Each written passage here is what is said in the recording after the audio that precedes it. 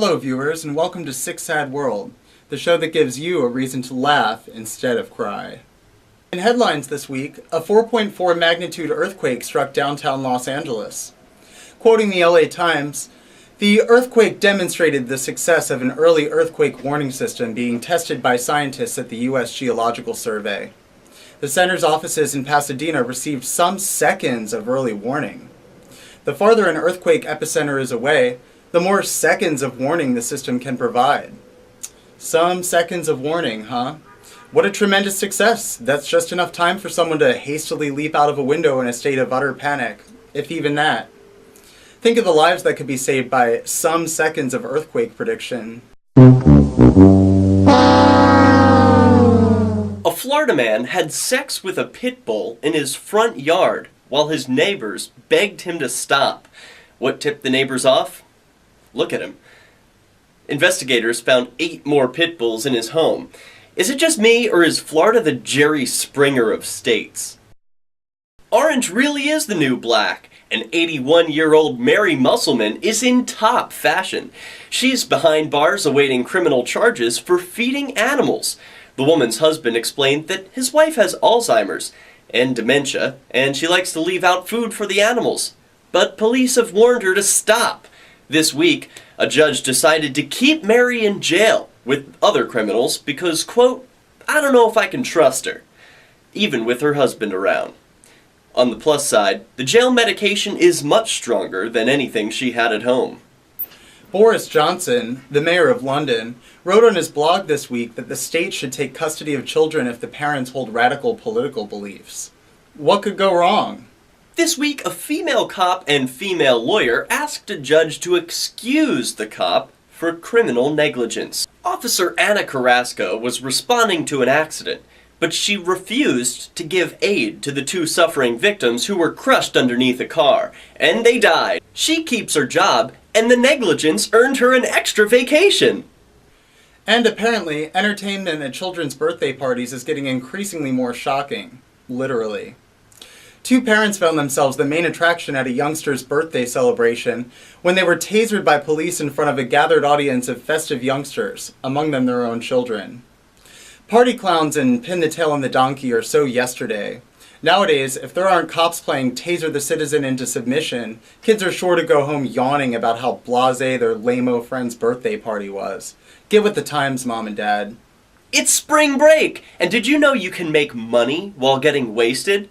Thanks to the government, you can get paid to be a rat. In Corpus Christi, Texas, the cops will pay you $250 of your own money in cash for every time you report underage drinkers. Can you imagine? Just crash a party by bringing some booze, everyone will love you, and just call the cops on them, and bam! You've just doubled your drinking money. It's a win-win. This week's Day Prison Update takes us to Minnesota, where a young girl was forced to go outside and stand in the cold, wearing only a bathing suit, all because school administrators insisted on following fire drill codes to the exact letter of the law. She had been swimming at the school's indoor pool when the drill began, and was denied permission to grab even a towel or coat, and was quickly hustled out into the -5-degree tundra outside. Naturally, both her feet were frostbitten. It's alright though. We all have an extra toe or 2 to spare in the name of safety, right? Zero tolerance policies. A no-brainer, right? If you break a rule, there will be no mercy. Every rule must be followed exactly, every time. Slip up, and there are going to be harsh consequences. For example, take Chaz, a student who accidentally packed a beer can in his school lunch instead of a soda can. He wanted to avoid getting in trouble, so as soon as he realized his mistake, he gave it to a teacher. Sorry, Chaz. Zero tolerance. Chad was sent to a special school for 2 months. You might not think that's helpful, but it is. The school says so. Besides, imagine the wrong message it would send if school bureaucrats had compassion for students rather than dishing out punishments. Who has time to consider context? Like Darren Sanner, police searched his car for pot, but they didn't find any. But they did find his dad's fishing knife lodged between the seats. Zero Tolerance says that's in his possession. 10 days suspension and 3 months at special school. What is special school, you ask? Oh, it's kind of like jail. But don't worry, parents, it builds character. David Bass was the assistant coach of the Dreher High School boys and girls swim team, but he was fired this week after injuring the school cop. It began when David learned his daughter, a student at the school, was being treated for injuries by emergency medical services. When he arrived, the school cop tried to prevent the father from seeing his injured daughter, so he grabbed the cop by the neck and pushed his head through the wall until it made a hole. The cop charged the dad with assault, but it's unclear whether or not it'll stick since he was being a total dick. Are you in need of some inspiration to help you spice up your social media profile pictures? Well then, we've got just the thing for you. Check out these hot new photo trends, sit back, and watch the comments and likes come pouring right in. What better way to help the needy than making sure they stay involved in social media? Teens across the country are doing their part to make sure that the homeless can still manage to get likes on Facebook and shares on Twitter and Instagram. They may not be able to afford a computer, or anything else really for that matter, but at least they can pose for a quick picture. Teens these days, so altruistic. Despite the geographic barrier between US teens and their long-distance comrades over in Crimea, Ukraine, there really isn't that big of a cultural gap. There, teens have been taking selfies with their militarized heroes in uniform, helping the soldiers stay relevant on the internet's social media circles as well. It's not just the homeless that need a promotion. Kids everywhere need to support their occupying troops too, right? Everyone knows how boring funerals can be. But now, teens across the country are putting the fun back in funeral with selfies. After all, you can't show off your goods if you're lying on your back, caked with costume makeup to hide the fact that your blood's been replaced with embalming fluid.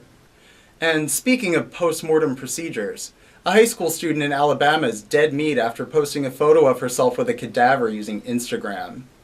Why didn't she use Snapchat? Whether it's a dick pic or a selfie with a corpse, Snapchat's the best way to share anything stiff in your life. This week's Glimmer of Hope takes us to Austin, Texas, where information and internet freedom activist Barrett Brown faced over 100 years in prison. This week, the feds decided to dismiss 11 of their 17 charges against Barrett, so now he's only facing 70 years. What's Barrett's crime? He posted a hyperlink to secret data that revealed government corruption and spying. Not surprisingly, the government issued a gag order over media reporting on the case. But we here at Six Sad World don't care. Go Barrett! We leave you with the Six Sad clip of the week. This man got struck by lightning not once, but twice in a video you've got to see to believe.